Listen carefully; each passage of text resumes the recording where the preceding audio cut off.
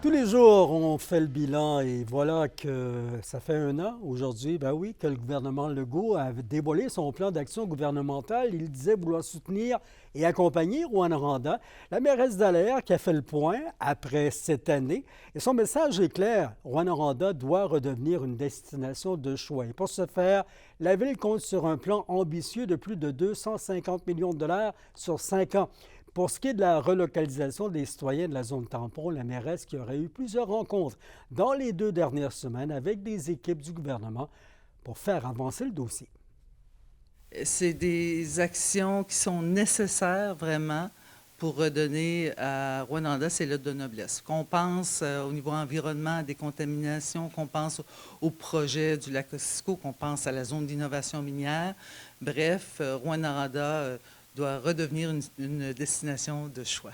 On était d'accord avec la démarche du ministère des Affaires municipales de prendre le temps de bien consulter les gens pour bien évaluer les besoins, de construire, de bâtir des programmes à partir des besoins recueillis. Là, clairement, je sais que les gens sont en attente. Je n'ai pas l'information à ce stade-ci, mais clairement, on sait que le dossier avance bien. Les travailleurs qui proviennent d'ailleurs dans la province ont souvent de la misère à trouver une chambre ou un logement pour une location de courte à moyenne durée. C'est ce que dit la firme Brouillette. C'est une agence de placement qui envoie plusieurs employés, notamment dans le secteur de la santé, dans la région. L'entreprise se tourne vers Work and Stay, une plateforme en ligne pour trouver des chambres à louer chez nous. Les entreprises engagent beaucoup de travailleurs à l'extérieur de la région dû au manque de main-d'œuvre. Donc, ces travailleurs-là ont besoin d'être hébergés. Donc, on vient vraiment pallier à ce besoin-là, là, qui est très présent ici en Abitibi puis un peu partout au Québec également. Triste nouvelle, la poétesse, dramaturge abitibienne Margot Lemire de Poulary est décédée hier. Elle avait 77 ans. Elle a notamment cofondé la Pariole, il y a 25 ans, qui est entre autres derrière le show de la Motte, et a reçu le prix Reconnaissance Thérèse Pagé de la Commission des arts et de la culture de la ville d'Amos. C'était en 2004. Un hommage de François Gendron, l'ancien député d'Abitibi-Ouest. C'est une perte importante de perdre un artiste de cette qualité-là, une famille, la mode, qui sont pas mal toutes dans ce genre-là. Et elle mérite qu'on salue la famille avec les sincères condoléances parce que c'est une personne qui était très attachante, très dévouée et qui a produit énormément de documentation culturelle qui a marqué le visage culturel de l'Abitibi-Témiscamingue. Il y a une semaine de concertation qui est ajoutée fin novembre pour les élèves du Centre de service scolaire de Rouyn-Noranda. Cette semaine de novembre correspond à la fin de la première étape. Elle viserait à permettre aux enseignants de faire de la formation, des rencontres et d'ajuster des planifications aux besoins afin de se préparer à la nouvelle étape qui commence. En raison de ces changements, la rentrée qui va commencer 2 jours plus tôt qu'à l'habitude et 3 journées pédagogiques seront regroupées. Hier soir, chez les voisins de TVA a eu lieu le premier duel de la Rouyn-Norandienne, Cathy Vachon, à l'émission La Voix.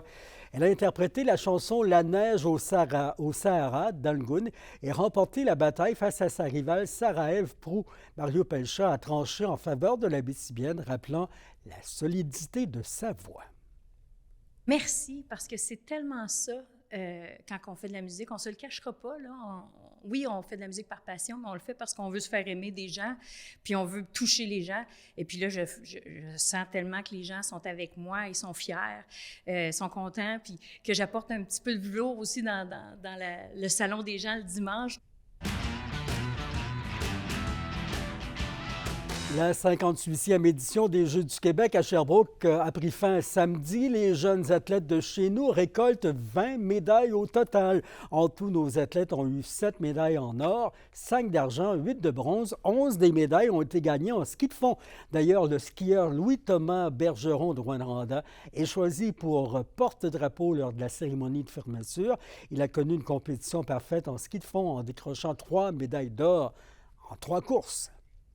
Et le personnel d'entraîneurs et leurs joueurs ressentent déjà l'effervescence en ce moment auprès des citoyens à Amos, alors qu'au hockey, les Forestiers ont atteint les finales de division en fin de semaine, disposant du Laval-Montréal 4-1. Ainsi, dès jeudi qui vient, l'équipe du M18-3 régional affrontera les Vikings de Saint-Eustache. La série 3-5 se transporte dimanche dans la région.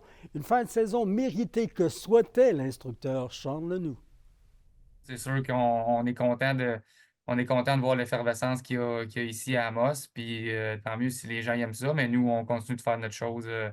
On continue de faire nos petites choses habituelles. Tu t'attendais à connaître une bonne saison comme ça dès le début ou ça a été vraiment un work in progress pour toi? Ben, je te mentirais pas qu'on a eu une belle saison. Puis est-ce qu'au début de l'année, on savait qu'on allait avoir une belle année? Je pense qu'on savait qu'on avait une bonne équipe, mais de là à compétitionner pour le champion de division, je peux pas dire que ce serait mentir de dire qu'on s'y attendait à ce point-là. Mais les joueurs travaillent vraiment fort, puis je pense on mérite ce qui nous revient. Je vois les joueurs s'entraîner tous les jours. Là, on s'entraîne 4, 5, 6 fois par semaine. On a des matchs à toutes les semaines.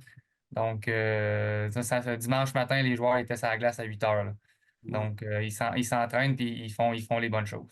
Et les séries, c'est le début des séries éliminatoires. Tu t'attends à une belle performance de la part des Forestiers d'Amos?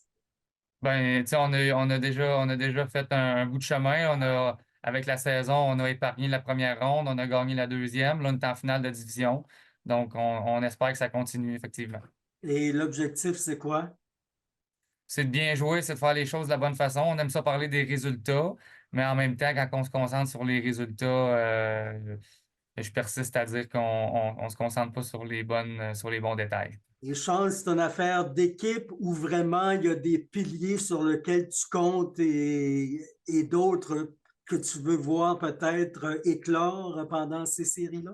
Ben, c'est cliché, là, mais nous autres, on a vraiment une équipe où on peut faire jouer tous nos joueurs à peu près de façon équitable. Ça, je pense que c'est une de nos forces. Il y a des équipes, comme tu dis, qui se fient sur certains piliers. Ils ont quelques joueurs qui sont plus dominants que les autres. Nous, c'est pas notre cas. Nous, on a vraiment 20 joueurs qui sont engagés puis 20 joueurs qu'on peut utiliser. Donc, ça, je qualifie que c'est une de nos forces. Et chez les Huskies de Rouyn-Noranda, encore un bon week-end devant leurs partisans à domicile. Hier, la Meute n'a laissé aucune chance aux Cataractes de Shawinigan, gagnant 4-0. William Rousseau qui a inscrit son nom dans le livre des records avec un 8e blanchissage cette saison. La fin de semaine de l'équipe rouyn-norandienne qui avait mal commencé samedi avec un revers de 3-2 contre Sherbrooke. Prochain match de la Meute, c'est mercredi à Victoriaville face aux Tigres. Et de leur côté, les Foreurs de Val-d'Or continuent à se battre, mais ne gagnent pas. Samedi, les Cataractes de Shawinigan ont gagné 3-2. Vendredi, le Phoenix de Sherbrooke a eu raison, les Foreurs 4-1.